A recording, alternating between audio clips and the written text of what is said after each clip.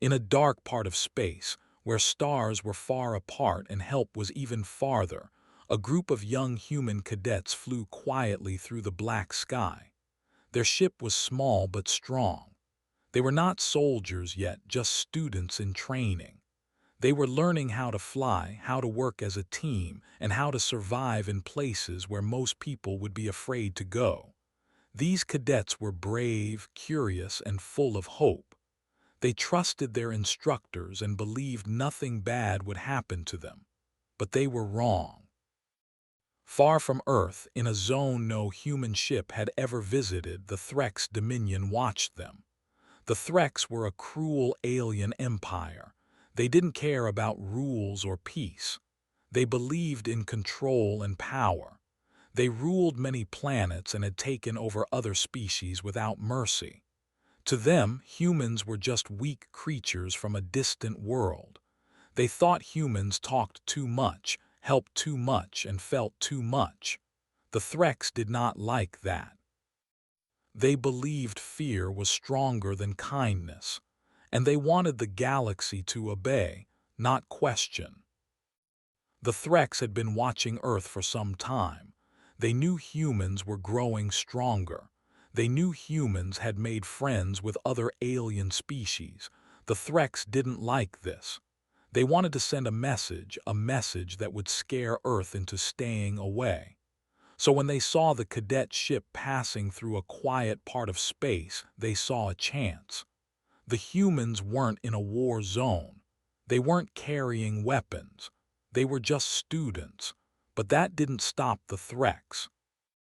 The attack came quickly. The cadet ship had no warning. One moment they were flying near a group of small asteroids. The next moment they were surrounded by strange ships with sharp, black armor and red lights. These were Threx hunters, silent and fast. They disabled the cadet's ship in seconds. The lights went out. The engines stopped. The cadets tried to send a signal to Earth, but it was too late. Their messages were blocked, their systems frozen.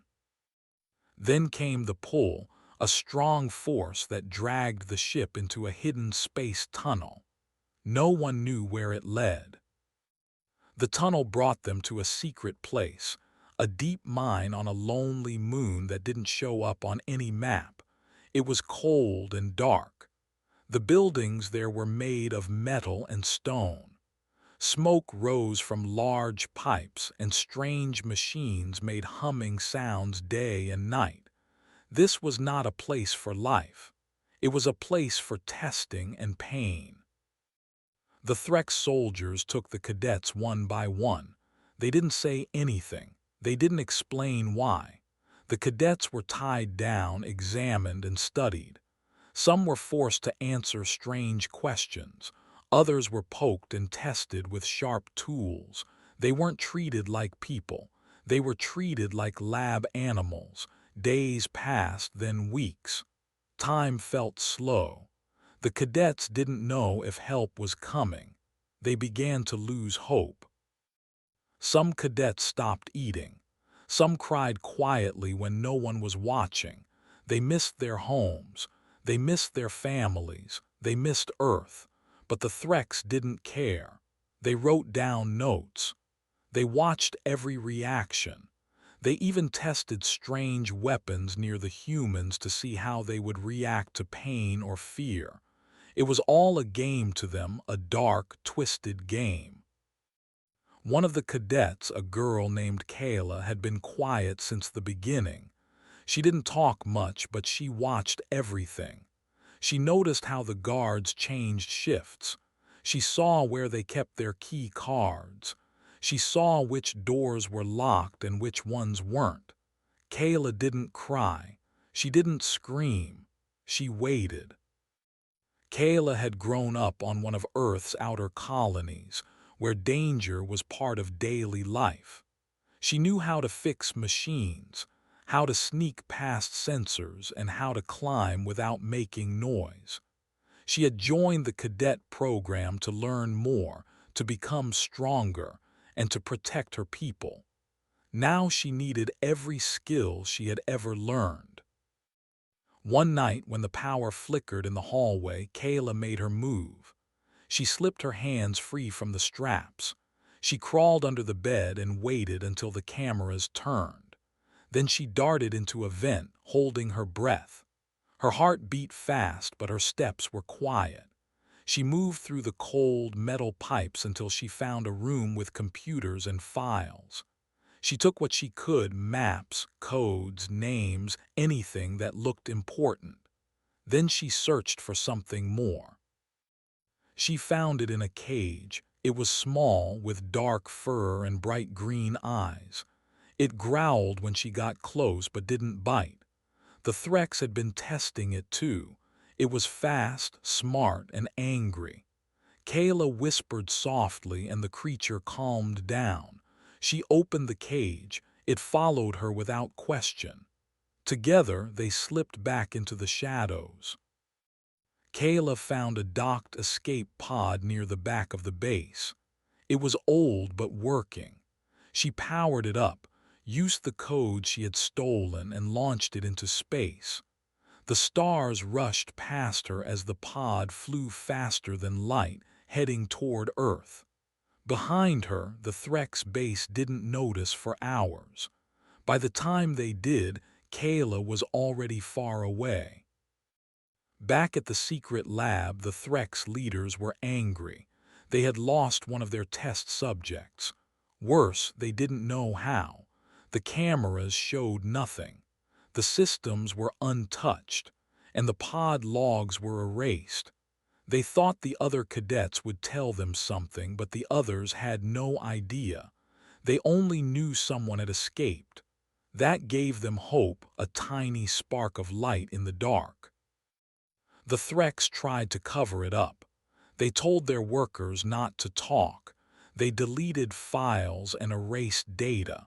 They didn't want the galaxy to know they had taken young humans. They didn't want Earth to hear. They believed humans were too weak to fight back. They thought Earth would move on and forget. But they were wrong. When Kayla's pod finally reached human space, it was found by a scout ship near the edge of the solar system. The crew couldn't believe their eyes. The pod was damaged, the girl inside was hurt, and a strange alien creature sat beside her, guarding her like a loyal dog. She had been gone for almost 2 months. Everyone thought she was dead, but she had made it home, and she brought more than just her story. She had files showing what the Threx had done.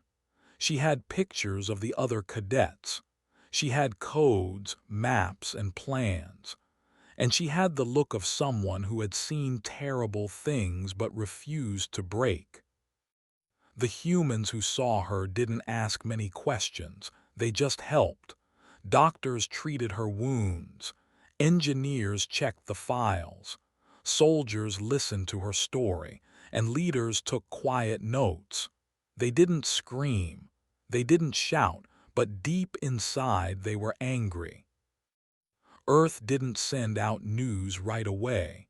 They didn't call the Threx. They didn't make threats, but something had changed. The world had seen one of its children return from the shadows, and now the world was watching. The Threx still didn't know how big their mistake had been. They didn't know who Kayla was. They didn't know her sister worked with Earth's top intelligence team. They didn't know her father had once helped build secret warships.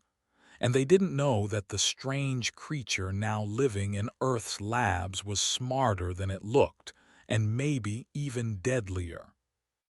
The Threx had tried to make a point. They wanted to show power, but they had only shown cruelty. They thought silence meant victory, but silence was just the beginning. Because Earth had heard, and Earth never forgot. And far away, in a quiet room filled with stars, leaders were starting to plan. Back on Earth, news about the missing cadets was kept quiet. Only a few people knew the truth. The government didn't want panic. The military didn't want rumors. Families had been told there was an accident during training. Most people thought it was just a delay, but those who really knew were worried. They knew something was wrong, and when Kayla returned, their worst fears were confirmed. Kayla was not just any cadet. She came from a strong family with deep roots in Earth's defense and science programs. Her mother had been a top engineer who helped build the solar shields above Mars. Her sister, Myra, was a commander in Earth's Secret Operations Unit, and her father had once worked on special missions that no one was allowed to speak about. Kayla's family had lost her for weeks, but they had never given up. Now that she was home, they would not sit still. The other cadets who had been taken were not strangers either. Each one had someone important waiting for them. Each one had a name, a story, and a place in someone's heart. One of them was Jonas. He was quiet, smart, and loved to build things. He wanted to become a space station designer. His older brother worked as a chief builder on the Neptune Ring project, helping create homes in deep space. When Jonas disappeared, his brother kept asking questions. No one answered. Now that Kayla was back and had proof, his brother was one of the first to step forward. Another cadet was Zara. She was strong and fast, always winning training races. Her aunt was a high-ranking pilot who had fought in battles against space pirates. Zara had looked up to her all her life. When Zara's name went silent, her aunt flew to Earth herself, demanding to know what had happened. She knew something was being hidden. There was also Milo, a cadet who dreamed of exploring new planets. His father was a doctor who worked with alien species, helping cure diseases most people had never heard of. When Milo went missing, his father reached out to his alien friends, hoping someone had seen something. He sent messages to every corner of the galaxy. No one replied. And then there was Hannah, the youngest cadet in the group. She was only 14 but had passed every test with top scores. Her sister worked in Earth's main science tower, designing advanced technology. Hannah had been her pride. She had been the joy of their family. When Hannah vanished, her sister had a feeling deep in her heart that something terrible had happened. Kayla's return was not just a miracle, it was a spark. It lit a fire in the hearts of the families. Now they had proof. Now they had a voice. And none of them wanted revenge, not yet. What they wanted was truth. The files Kayla brought showed images of rooms, names of guards, and maps of the base. Each name matched places that were known to Earth's spies. Each map showed buildings in areas that Earth had once been warned to stay away from. The strange writing in the files was slowly being translated. They talked about test subjects, body strength, and human limits. The files didn't lie. When the parents and loved ones of the other cadets saw these files, they didn't cry, they acted. They called old friends, visited old bases, and sent silent messages through private channels. These weren't just families. Many of them were leaders, fighters, builders, and thinkers. Some had saved lives. Others had ended wars. And all of them had someone taken from them. One by one, these powerful people met quietly. They didn't meet in bright rooms or fancy offices. They met in hidden places, in dark corners of space stations, behind locked doors on silent ships, and in forests where no cameras could watch. They talked about the cadets. They shared what they knew, and they began to make a list. This list had names of people who had power, not political power, but real power. People who could move ships without questions. People who could hack systems no one else could touch. People who knew how to find what was hidden. This list grew day by day. They also made another list, the names of the cadets. Not just their names, but everything about them. What they loved, what they were good at, where they were taken, and what Kayla remembered. This list became the most important paper on Earth. It reminded everyone why they had to act. It reminded them that this was not about war. It was about people. Some leaders in Earth's government wanted to wait. They said it was too risky to face the threats. They said more proof was needed. But the families didn't listen to those voices. They didn't care about waiting. Every hour meant more pain for their children. Every minute meant more silence. Kayla, even while she healed, asked to be part of the meetings. She didn't want to rest. She wanted to speak. She told the leaders what she saw. She remembered each face.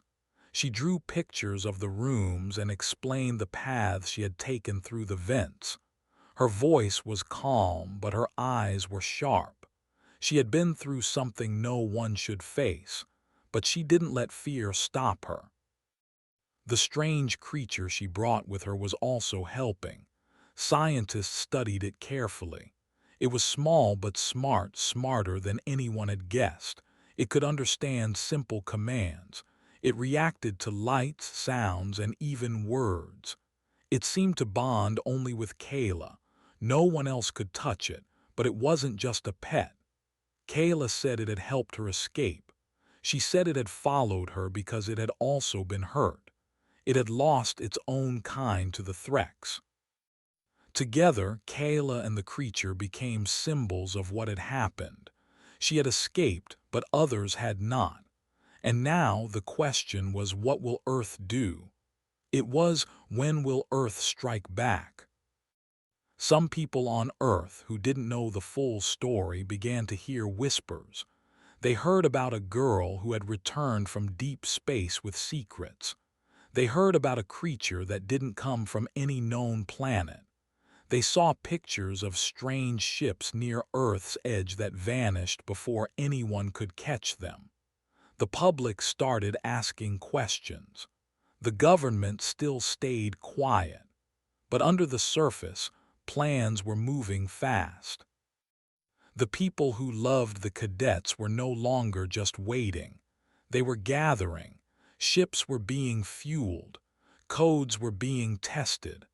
Eyes were watching space more closely than ever before. Earth had not forgotten. Every person who had lost someone was now working harder than ever. They checked the files Kayla had stolen. They ran computer tests. They contacted friendly aliens who owed them favors. The truth was spreading, even if no one was saying it out loud. And in the middle of it all was Kayla. She trained every day. She got stronger. She studied maps, learned new codes, and prepared herself. She wasn't just a student anymore. She was a survivor. She was a fighter. And she knew one day soon she would return to that dark moon. But this time she would not be alone. The leaders who once ignored the families now listened closely. They saw that silence was no longer safe. They saw that Earth's strength did not just come from its armies. It came from its people, from builders, teachers, doctors, and mothers. It came from everyone who refused to give up. And far away, deep inside their empire, the Threks still believed they were safe.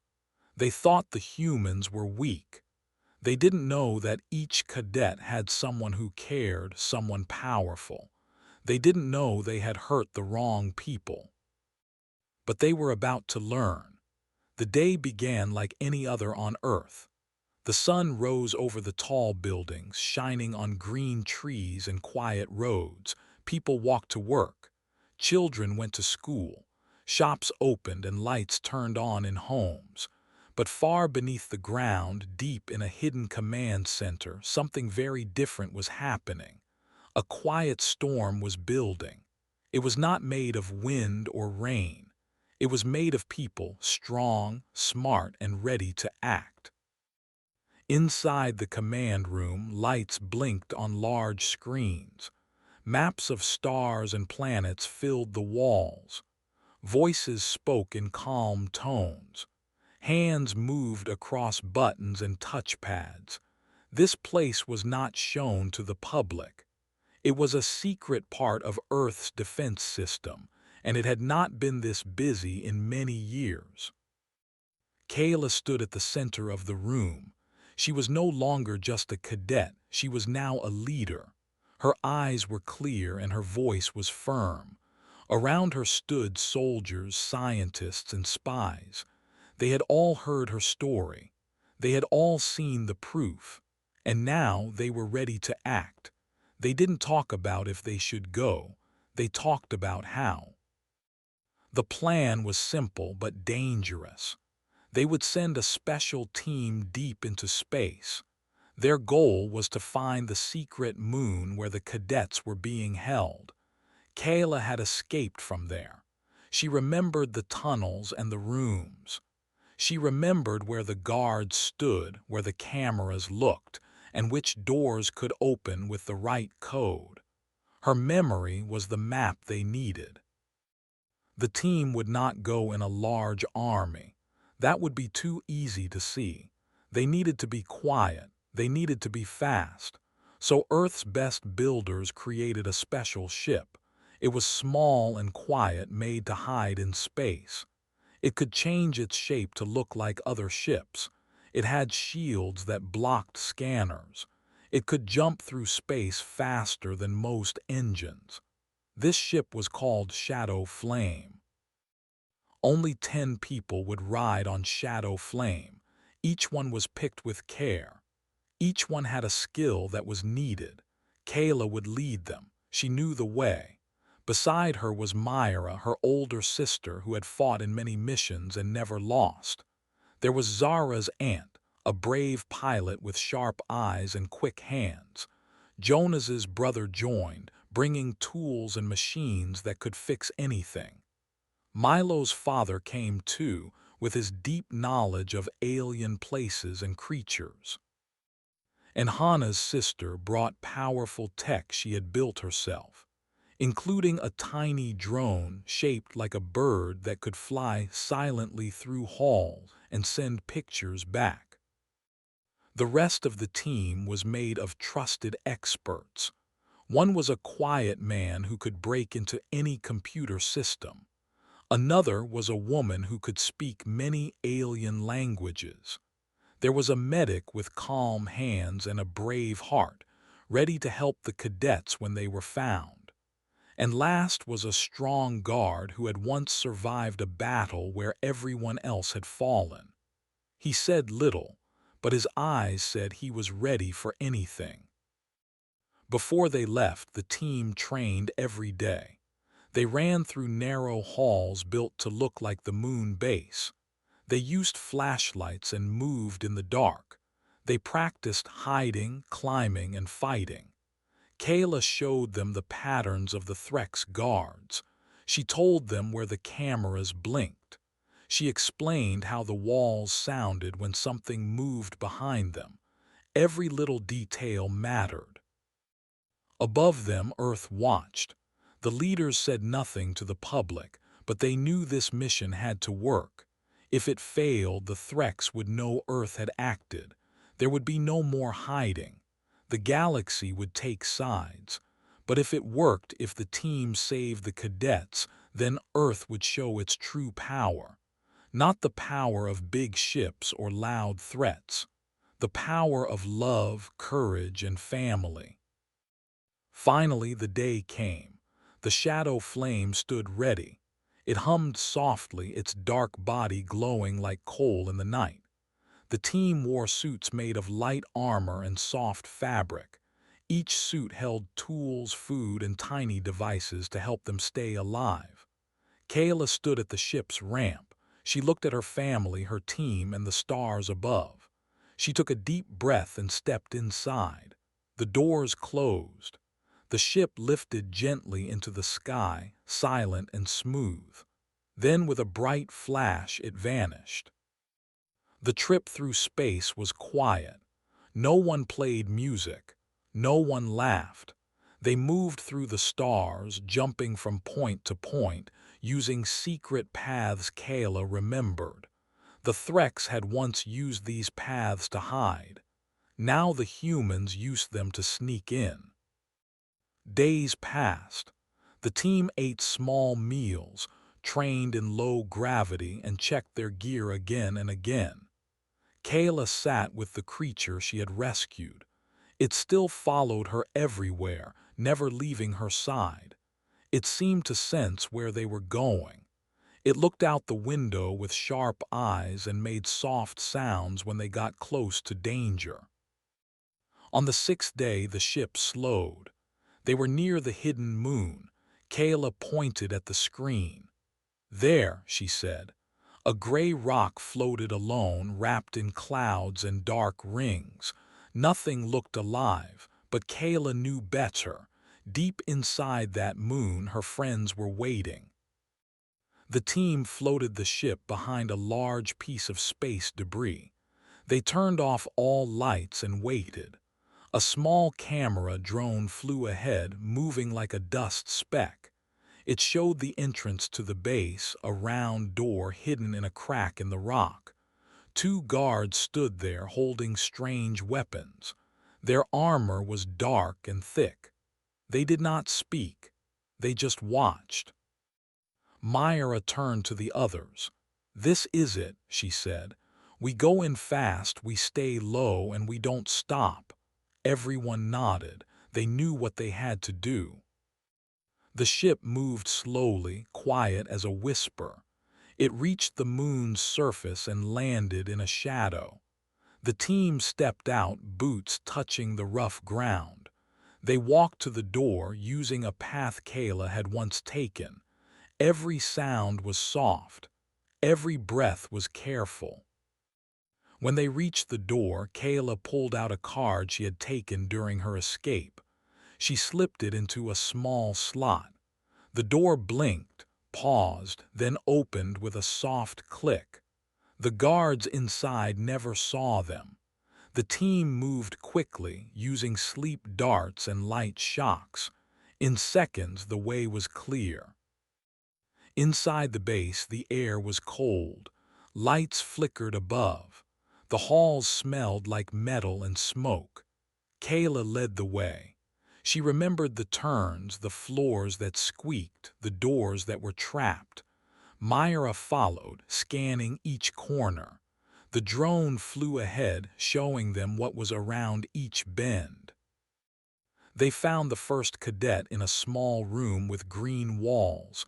It was Jonah's. He was weak, lying on a metal bed. His eyes opened slowly. When he saw Kayla, he smiled. "You came back," he whispered. She helped him stand. The medic gave him food and water. Jonas cried softly. He had not spoken to anyone kind in weeks. Next, they found Zara. She was awake, sitting in a corner, drawing lines on the wall with a piece of metal. When she saw her aunt, she jumped up and hugged her tight. "I knew you'd come," she said. Her aunt held her close. "I'll never leave you again," she promised. Room by room, they found the others. Milo was in a lab tied to wires and machines. His father rushed to him, cutting every rope, smashing every tool. Milo's eyes filled with tears. "Dad," he whispered, "I knew your voice." Hannah was locked in a cold room with no light. Her sister found her by feeling along the walls. When she opened the door, Hannah ran to her. "I'm not scared anymore," she said. "I'm home now." Each rescue was fast but careful. The team worked like one body, each part moving in perfect rhythm. They knew they had little time. Once the alarms rang, the whole base would come alive. But Kayla was faster. She led them through a vent, past locked doors, to a room where she had once hidden. It led to the exit. They reached the ship just as the base lights turned red. Sirens howled. Guards shouted, but it was too late. The shadow flame lifted off, blasting into space, flying faster than any ship the Threx had. The cadets were safe. The mission was done. Back on Earth, the stars danced in the sky. Then a new star appeared, the signal from the shadow flame. They had returned. They had done it. Families wept. Leaders smiled. The world watched as the ship landed. The doors opened. The cadets walked out, one by one, into the arms of those who had waited for them. Kayla stood at the ramp, her eyes wet with tears. She looked up at the sky. "We're home," she said. But this was not the end. This was only the beginning. The return of the cadets brought great joy to Earth. People smiled. Families cried. Everyone celebrated. But even during the happy moments, deep inside their hearts, the people knew that something had changed. The Threx Empire had taken the cadets. They had hurt them. They had treated them like things instead of people, and Earth could not forget that. The rescue had been a success, but now the question remained: what would come next? At first, the world was quiet. The cadets were taken to safe places. Doctors checked them. Scientists asked gentle questions. The children were given time to rest, to eat, and to feel safe again. They shared stories of what had happened inside the moon base. They told how they had been studied, tested, and watched. Each story added more truth to the growing list of what the Threx had done. Kayla stayed near them every day. She listened to them. She helped them when they felt scared or tired. She became their leader again, not just in training, but in healing. The other members of the rescue team also stayed close. They became protectors, ready to guard the cadets if anything ever happened again. But Earth was not alone in the galaxy. Other alien races had heard whispers of what had happened. Some were friendly to humans, others were not. When news of the rescue mission reached them, many were shocked. Some were angry at the Threx. Others were afraid that Earth was growing too bold. Messages were sent across space, asking what really happened. The leaders of Earth met in quiet rooms. They looked at pictures, read reports, and listened to the cadets' voices. They knew they had proof that the Threx had broken important space rules. They had taken children. They had done secret tests. They had lied about everything. Now Earth had to decide what to do. Some leaders wanted peace. They said Earth should send a message to the Threx and ask for answers. They said there might be a way to fix things without fighting. Others did not agree. They said Earth must act now. They believed the Threx would only stop if they were punished. The room was full of loud voices. No one could agree. Then Kayla was invited to speak. She stood at the front of the room, calm and strong. Her voice was soft, but everyone listened. "We didn't go looking for trouble," she said. "We were just cadets on a training trip. They attacked us, they took us, they hurt us. And they thought no one would come, but someone did. Earth came, you saved us, but there are others out there, maybe on other moons, maybe in other labs. If we do nothing, more will suffer. We don't need to start a war, but we must show the galaxy that we will not be silent." The room grew quiet. Her words stayed in their minds.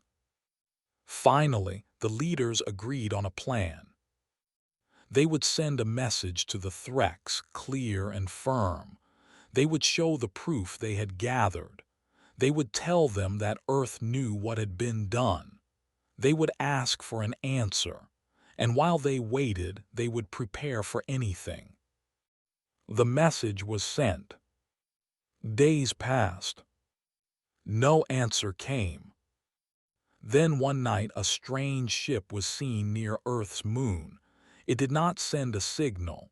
It did not ask for permission to land. It moved in circles, watching. Earth's defense system noticed right away. Fighters were sent to chase it, but the ship was fast. It vanished before it could be caught. People on Earth became nervous. News reports talked about the rescue, the Threx, and the strange ship. People wanted to know what was going on. The leaders said little, but they knew a storm might be coming. The Shadow Flame, the ship that had saved the cadets, was made ready again. It was fixed, refueled, and hidden deep underground. Kayla and her team stayed close. They trained every day. They didn't know what the Threx would do next, but they would be ready. Then the answer came. A large Threx ship arrived at the edge of Earth's system. It did not hide. It sent a message. The words were cold. You broke our law by entering our space. You stole from us. This is a warning. Do not touch our worlds again.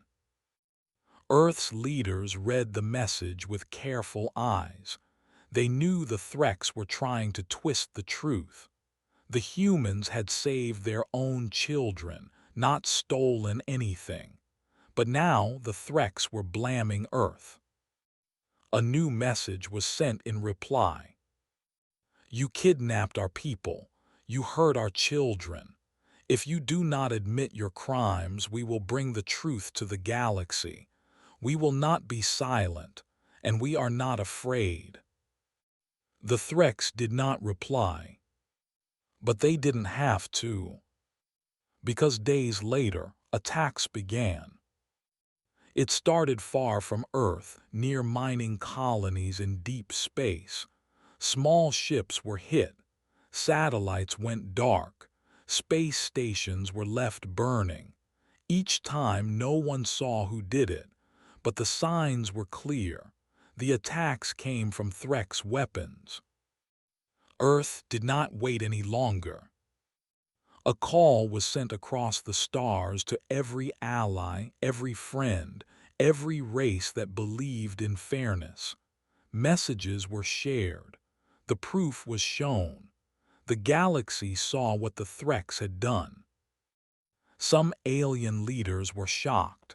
Others were angry. A few admitted they had lost people too, not soldiers, but traders, explorers, even children. The Threx had hidden their crimes for years. Now the truth was out. One by one, planets began to speak out. They joined Earth's voice. They warned the Threx to stop. They said enough was enough. But the Threx did not stop. They sent more ships, bigger ones. They said Earth was weak. They said no one would protect humans. They said they ruled this part of space. And they were wrong. Because Earth was not alone. Ships from friendly planets began to arrive. They came in peace, but they came ready. Each one had a crew that had heard the truth. Each one wanted to stand with Earth. A fleet was formed, a group of ships from many races. They trained together. They shared maps. They planned their steps, and they named their mission. Operation Dawn. It was not just a fight. It was a message. A warning to the Threx that the days of hiding in the shadows were over. that hurting the innocent would no longer be ignored, that the galaxy would no longer stay quiet. Kayla was asked to speak again, this time not just to Earth but to all the races who had joined. Her face was shown on screens across planets and moons. As she spoke simply, "We are not trying to take your worlds. We are not trying to steal. We are not here to rule. We are here because we believe in something bigger. We believe in protecting those who cannot protect themselves. We believe in standing up when something is wrong. We believe in each other." Across the galaxy, people listened. Across the galaxy, people nodded. The fleet moved out. Ships sailed through space side by side. Human ships flew next to alien crafts. Each one was different, but they shared the same goal. They did not plan to destroy. They planned to show strength, to stand firm, and to stop the threats from doing more harm. Kayla and her team rode in the shadow flame once more. This time they were not alone. Behind them flew hundreds of others. Above them flew banners of peace. But their eyes were sharp, and their hearts were ready. They reached the edge of Threx space. They stopped. They sent one final message. "This is your chance. Stop now, end this, or face the truth." The Threx laughed, and they attacked. The sky lit up with fire. But this time, Earth was ready. The fleet did not run. The humans did not hide.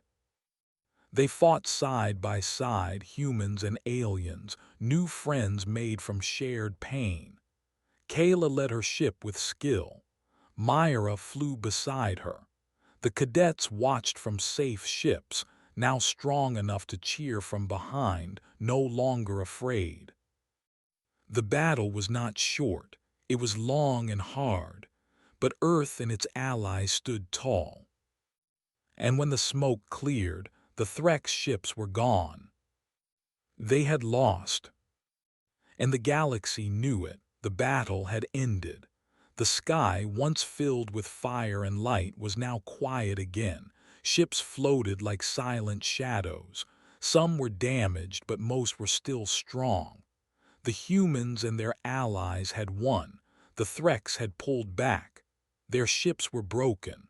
Their plans were stopped. For the first time in a long while, peace had returned. But even though the fight was over, the work was not done. On Earth, people celebrated. They danced in the streets. Lights flashed in the cities. Flags flew from buildings and homes. The news showed images of the returning fleet. Children pointed at the sky, waving as the ships passed overhead. Songs were played. Stories were told. The heroes of the battle were welcomed with cheers and open arms. Kayla and her team returned home in the shadow flame. They were tired but proud. The ship landed in a wide field filled with people. Flowers were thrown. Cameras flashed. Everyone wanted to see the brave ones who had fought so hard. Kayla stepped down first, followed by Myra, the other crew members, and the rescued cadets. Families ran forward, hugging and crying with joy. The moment was beautiful. But deep inside Kayla's heart, she knew this was only the start of something bigger. The Threx had been pushed back, but they were not gone. They were still out there. They still had power. And there was still much to learn about what they had done and what they might do next. After a few days of rest, Kayla met with Earth's leaders again. They sat around a large round table. Screens showed maps of space, messages from other planets, and lists of damaged ships. The room was quiet. Everyone listened as Kayla spoke. "We stopped the Threx once," she said, "but they're not finished. They still believe they can control others. We must stay ready. We must protect the weak. And we must never forget the ones who didn't make it back." The room nodded. Her words were clear. The leaders agreed. They made a new plan, one that would help keep the galaxy safe. It was called the Watch Program. It would send small teams to space stations, border zones, and faraway colonies. These teams would listen, watch, and warn others if danger came. They would not attack unless needed. Their job was to protect and share information. Kayla was asked to help lead it. Well, she said yes. Her team was chosen again. Myra became the head of training. Zara's aunt helped build new scout ships. Jonas's brother taught young cadets how to fix machines. Milo's father used his knowledge to study alien languages and culture. Hana's sister worked on creating better tools and safety gear. They were no longer just heroes. They were now teachers, builders, and leaders. The cadets who had been rescued also wanted to help. Even though they had gone through pain and fear, they were strong. They did not hide. They spoke to schools, telling other children what had happened and how they had stayed brave. They taught others how to stay calm, how to ask for help, and how to believe in hope. Meanwhile, the Threx remained quiet. Their ships stayed away. They did not send messages, but the galaxy did not forget what they had done. Many planets stopped trading with them. Others removed their embassies. Slowly, the Threx were left alone. They had built fear before. Now they felt fear themselves. Kayla traveled from world to world, meeting new allies. She sat with leaders, told her story, and listened to theirs. Some planets had once feared humans, but now they saw Earth in a new light. They saw kindness, bravery, and strength. They saw people who helped others, even when it was hard. One day, Kayla and her team were sent to a small moon far from Earth. A signal had been found, a strange sound coming from under the ground. The signal was weak but steady. It repeated every hour. Kayla listened to it and felt her heart drop. The pattern was like the one used by the Threx labs. Could there be more captives? The team moved fast. They reached the moon and landed near a mountain. The area was cold and dry. Wind blew dust across the ground. They found a metal door hidden behind rocks. It was locked, but Kayla remembered the codes. She pressed the buttons and the door slid open. Inside, the walls were made of dark stone. The halls were narrow and silent. The air smelled of rust and old wires. They walked slowly, lights in hand. Every sound echoed. Then they heard it, a soft hum. A machine was still running. They followed the sound and came to a room filled with small, clear tubes. Inside each tube was a child. They were not awake. They floated in a blue light, their eyes closed. Machines beeped gently. A control panel showed readings and notes. The words were written in Threx symbols. Hana's sister worked quickly. She scanned the machines and read the files. "They're alive," she said. "The Threx put them to sleep and were studying their minds. But they're okay. We can bring them back." The team got to work. They carefully opened each tube, checked each child, and gave them medicine to wake them slowly. One by one, the children opened their eyes. Some cried. Some just stared.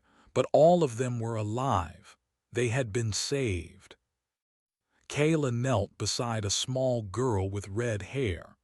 "You're safe now," she said. The girl blinked and reached out. Kayla held her hand.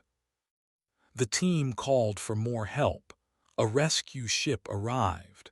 The children were taken to safety. Doctors waited for them. Warm blankets and soft beds were ready. The world had learned how to care, and now no one would be forgotten again. News of the rescue spread. More planets joined the Watch program. More people shared what they had seen. Other hidden labs were found. More captives were rescued. Every step brought light to places that had once been dark. Kayla looked at the sky each night. She still remembered the fear, the pain, the sadness of those early days. But she also remembered the hope, the love, the strength of people working together, and that was what mattered most.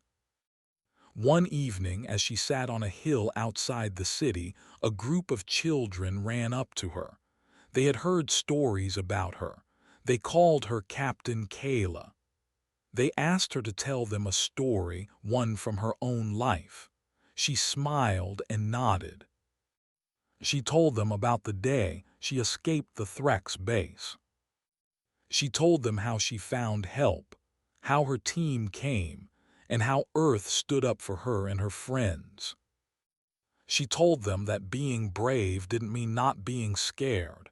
It meant standing up, even when scared.